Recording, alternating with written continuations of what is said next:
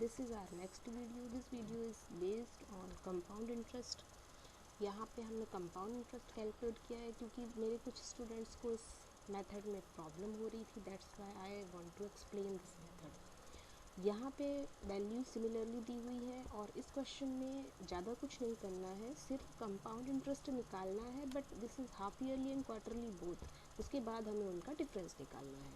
तो ये जो वैल्यूज़ दी हैं, प्रिंसिपल, टाइम एंड रेट, इनका कैलकुलेशन करने के बाद हम कंपाउंड इंटरेस्ट निकाल लेंगे. यहाँ पे मैंने इसके सारे कंपोनेंट्स लिखे हुए हैं. प्रिंसिपल सेम रहेगा, बट टाइम को हम मल्टीप्लाइड बाय 2 करेंगे क्योंकि हाफ ईयरली अगर हम कैलकुलेट कर रहे हैं तो एक साल के 2 पार्टीशन होंगे, हाफ होंगे 6 मंथ्स के.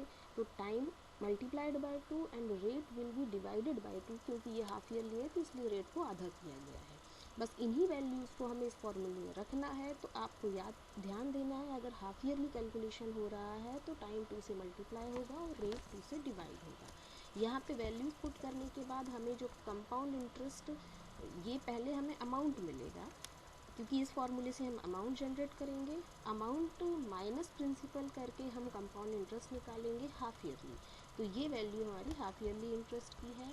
देन हमें क्वार्टरली निकालना है. क्वार्टरली मतलब 4 पार्टीशन होंगे तो यहाँ पे टाइम 4 हिस्सों में डिवाइड होगा, तो इसीलिए हमने इसको 4 से मल्टीप्लाई किया है.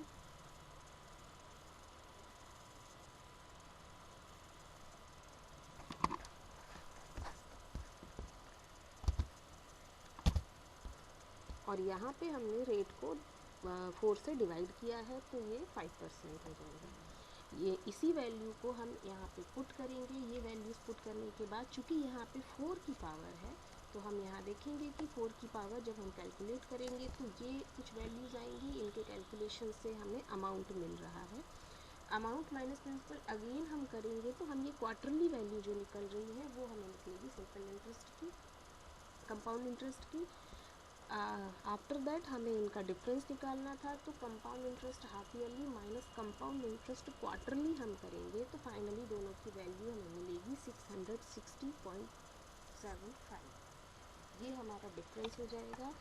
और अगर आपको कुछ डाउट है इस मेथड में तो आप पूछ सकते हैं. Thank you so much.